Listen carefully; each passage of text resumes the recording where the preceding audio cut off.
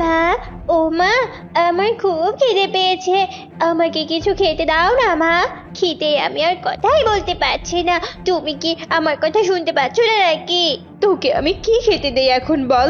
তোকে খেতে দেওয়ার মতো আমার কাছে কিচ্ছু নেই রে মা। ঘরে চাল ডাল কিচ্ছু নেই, তাহলে এখন আমি তোকে কি খেতে দিব? তাহলে এখন আমি কি খাবো? আমি তো মনে হয় এখন না খেয়ে মরে যাবো। না রে মা, এভাবে বলতে নেই। তুই কাঁদিস না, আমি দেখছি তোর জন্য খাবার জোগাড় করতে পারি কিনা। এরপর শিয়ালিনী তার মেয়ে টিনার জন্য খাবার খুঁজতে থাকে, আর খাবার খুঁজতে খুঁজতে বাঘিনীর কাছে যায়। বাঘিনী দিদি, ও বাঘিনী দিদি, আমাকে কিছু খাবার ধার দিবে গো? আমার মেয়েটার যে বড্ড খিদে পেয়েছে। খাবারের জন্য আমার মেয়েটা অনেক কান্নাকাটি করছে। একটু খাবার ধার দাও, আমি তোমাকে পরে শোধ করে দিব। হ্যাঁ রে শিয়ালিনী, তুই কি এভাবে ধার চাওয়া ছাড়া আর কোনো কথা বলতে পারিস না নাকি? 2 দিন পর পর ধার করে নিয়ে যাস আর বলিস যে ফেরত দিয়ে দিবি। আগের ধারগুলোই তো আগে ফেরত দে, তারপর নতুন করে ধার নিবি। আমি তোমাকে শোধ করে দিব, তুমি দেখো। দাও না গো, আমাকে আজকে একটু খাবার ধার দাও না। শোন, আমাকে দেখে কি তোর দান বাক্স মনে হয় নাকি বলতো? যা তো এখান থেকে, একদম বিরক্ত করতে আসিস না। এমনিতেই আমাদের অভাবের সংসার, তার উপর তোর মতো কাঙ্গালি এসেছিস। বাঘিনী এইভাবে অপমান করতে থাকে, আর শিয়ালিনী কাঁদতে কাঁদতে সেখান থেকে চলে আসে। রাস্তায় গাছে থাকা এক টুনি পাখির সাথে দেখা হয়। এই যে শিয়ালিনী দিদি, এভাবে কাঁদতে কাঁদতে কোথায় যাচ্ছ শুনি? তোমাকে এভাবে কাঁদতে দেখে আমার ভীষণ খারাপ লাগছে গো। আমাকে বলো তো কি হয়েছে? এরপর শিয়ালিনী সব কথা টুনি পাখিকে খুলে বলে। আহারে, তুমি একদম কেঁদো না। শোনো, আমি এই গাছ থেকে 2টো আম ফেলে দিচ্ছি, তুমি বাড়িতে নিয়ে গিয়ে তোমার মেয়ে সহ ভাগ করে খাও, কেমন? এরপর টুনি সেই আম গাছ থেকে আম দুটো ফেলে দেয়, আর শিয়ালিনী তা কুড়িয়ে নেয়। তোমাকে যে কি বলে ধন্যবাদ দিব দিদি, তুমি আজকে আমার অনেক বড় উপকার করলে। সত্যি তুমি অনেক ভালো। শিয়ালিনী টুনিকে ধন্যবাদ দিয়ে চলে যায়,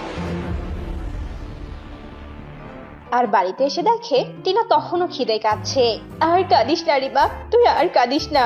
এই দেখ, আমি তোর জন্য খাবার নিয়ে এসেছি। এই আম দুটো খেয়ে নে তো মা, আম দুটো খেয়ে নে। টিনা আম দুটো পেয়ে ভীষণ খুশি হয়, আর গপ গপ করে আম খেতে থাকে। এভাবেই অভাবের মাঝেই তাদের দিন কাটছিল। দিন দিন তাদের দুঃখ দুর্দশা আরো বাড়তে থাকে। এদিকে বর্ষাকাল চলে আসে। শিয়ালিনী অনেক গরিব থাকার কারণে তাদের বাড়িঘর ছিল একদম ভাঙা। মা, ও মা, এবার আমাদের কি হবে বলো তো? আমাদের বাড়ি ঘর তো একদম ভাঙা। বৃষ্টির পানি এই পড়লো বলে। বৃষ্টি শুরু হলে আমরা কি করব শুনি? আমাদের তো কেউ আশ্রয় দিবে না। সে কথা কি আর আমি ভাবিনি নাকি বল মা? অনেক ভেবেছি, আমাদের যে এবার কোথায় আশ্রয় হবে তা কে জানে। তারা মামে এভাবেই বলতে বলতে তুমুল বেগে বৃষ্টি শুরু হয়ে যায়, আর তাদের ঘরে পানি পড়ে সব ভিজে যেতে থাকে। মা, ও মা, আমি তো ভিজে যাচ্ছি। আমার ভীষণ ঠান্ডা লাগছে। বাবা গো বাবা, পানিগুলো এত ঠান্ডা, মরে যাব।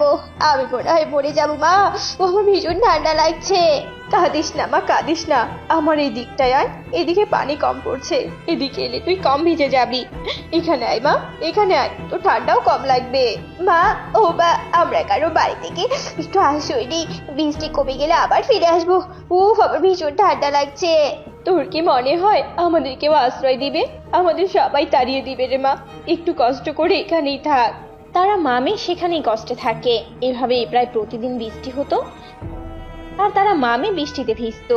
এভাবেই প্রতিদিন ভিজতে ভিজতে টিনার ভীষণ জ্বর চলে আসে, আর টিনা ভীষণ কাঁদতে থাকে। মা, ও মা, আমি মনে হয় মরেই যাব। আমার ভীষণ কষ্ট হচ্ছে, ভীষণ শীত করছে। মা, মা, তুমি আমাকে একটু ধরো বা ধরো। আমার যে ভীষণ শীত করছে। মা, আমার ভীষণ খারাপ লাগছে শরীরটা। আমি মনে হয় মরেই যাব। কষ্ট পাস না মা, কিচ্ছু হবে না তোর।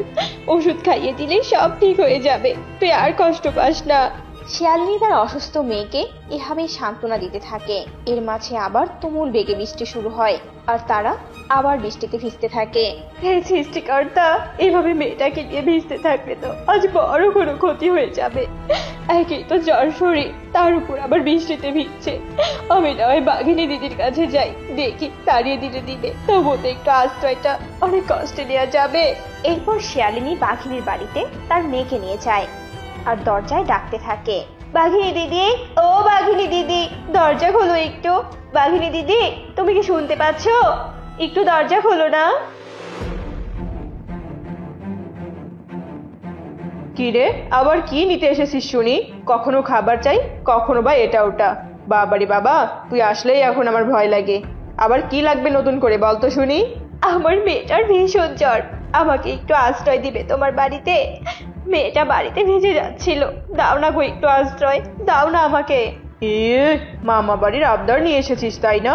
আশ্রয় চাইলি আর আমি তোকে আশ্রয় দিয়ে দিলাম। দাও না গো আশ্রয়, একটু দাও না, নয়তো আমার মেয়েটা যে মরেই যাবে। দাও না একটু আশ্রয়, তুমি যা বলবে আমি তাই করব। আচ্ছা ঠিক আছে, এখন এত হাত জোর করে কান্নাকাটি করতে হবে না। আমার আবার অত কান্নাকাটি পছন্দ না। তবে তোকে আমি আমার ঘরে আশ্রয় দিব এক শর্তে, আমার বাড়ির সব কাজ করে দিতে হবে তোকে। বল, রাজি আছিস? আমি তোমার সব শর্তে রাজি আছি, দিব, আমি তোমাকে সব কাজ করে দিব। এরপর শিয়ালিনী তার অসুস্থ মেয়েকে মেঝেতে শুইয়ে দেয় আর বাঘিনীর বাড়ির সব কাজ করতে থাকে। দেখতে দেখতে সময় কেটে যায়। এদিকে বৃষ্টিও থেমে যায় আর শিয়ালিনীও সব কাজ শেষ করে ফেলে। দিদি, সব কাজ তো শেষ, বৃষ্টিও থেমে গেছে, আমি বরং এখন আমার মেয়েকে নিয়ে চলে যাই। আচ্ছা ঠিক আছে ঠিক আছে, আমার সব কাজ যেহেতু করে দিয়েছিস তাহলেই ঠিক আছে। এখন এত কথা বলতে হবে না, তোর মেয়েকে নিয়ে চলে যা। শিয়ালিনী তার মেয়েকে নিয়ে চলে যায়। এভাবেই আরো দিন কাটতে থাকে। কিন্তু হঠাৎ ঘটে এক অদ্ভুত ঘটনা। দিন দিন জঙ্গল থেকে ছানারা হারিয়ে যেতে থাকে। হায় হায় রে, এ আমার কি সর্বনাশ হয়ে গেল। আমার মেয়েকে আমি কি না কোথাও খুঁজে পাচ্ছি না। আমার মেয়ে। আরে হরিণী দিদি, কি হয়েছে তোমার? এভাবে কাঁদছো কেন? আর তোমার মেয়ের কি হয়েছে? কোথায় গেছে তোমার মেয়ে? জানি না গো দাদা, আমি জানি না কোথায় গেছে। সকাল থেকে আমি মেয়েকে কোথাও খুঁজে পাচ্ছি না। জঙ্গলে নাকি বাচ্চা চলে এসেছে শুনেছি, সবার ছানারা নাকি হারিয়ে যাচ্ছে। জানি না আমার ছানা আবার কি হলো। কি বলছো এসব তুমি?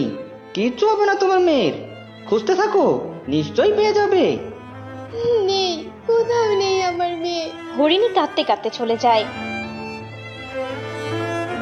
ঠিক কদিন পর বাঘিনীর মেয়েও হারিয়ে যায়।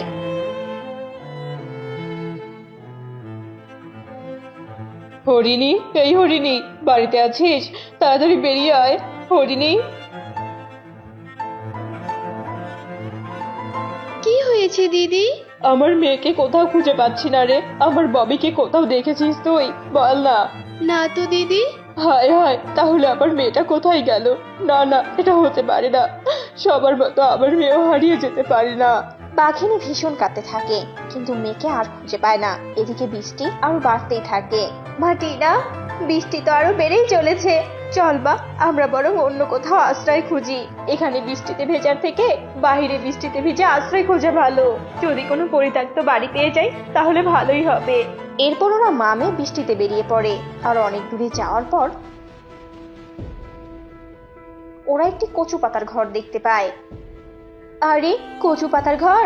এমন কচু পাতার ঘর তো আমি আগে কখনো দেখিনি। চল মা, আমি গিয়ে দেখি এই ঘরে কি আছে। এরপর শিয়ালিনী সেই কচু পাতার ঘরে যায় আর গিয়ে তো ভীষণ অবাক হয়ে যায়। গিয়ে দেখে একটা সিংহ সব পশুর ছানাদের বন্দি করে রেখেছে। এ কি? তার মানে এই সিংহ কচু পাতার ঘরে ছানাদের বন্দি করে রেখেছে খাওয়ার জন্য? তবে রে, খাওয়াচ্ছি তোকে আমি। এরপর শিয়ালিনী পাশে থাকা একটা লাঠি দিয়ে সিংহের মাথায় আঘাত করে আর সিংহ অজ্ঞান হয়ে সেখানেই পড়ে যায়। আর সিংহ অজ্ঞান হয়ে গেলে শিয়ালিনী ছানাদের নিয়ে পালিয়ে তাদের মায়েদের কাছে আসে। সত্যি রে শিয়ালিনী, আমরা যে আমাদের সন্তানদের ফিরে পাবো এটা কখনো ভাবিনি। এই সব কিছু হয়েছে তোর জন্য, অথচ তোকে আমি কত কটু কথা শুনিয়েছি। তুই চাইলেই তো প্রতিশোধ দিতে পারতি। এইভাবে বলো না দিদি, এটা তো আমার দায়িত্ব, প্রতিবেশী হয়ে প্রতিবেশীকে সাহায্য করা। সত্যি রে, তোর কাছে অনেক কিছু শেখার আছে। শোন, যতদিন না তোর বাড়ি ঠিক হয়েছে তুই আমার সাথেই থাকবি, আর তোকে কাজের ব্যবস্থা আমরা সবাই করে দিব, বুঝেছিস? তোর আর কোনো কষ্ট হবে না। বাঘিনীর কথা শুনে শিয়ালিনী ভীষণ খুশি হয় আর বাঘিনীর বাড়িতেই থাকতে শুরু করে।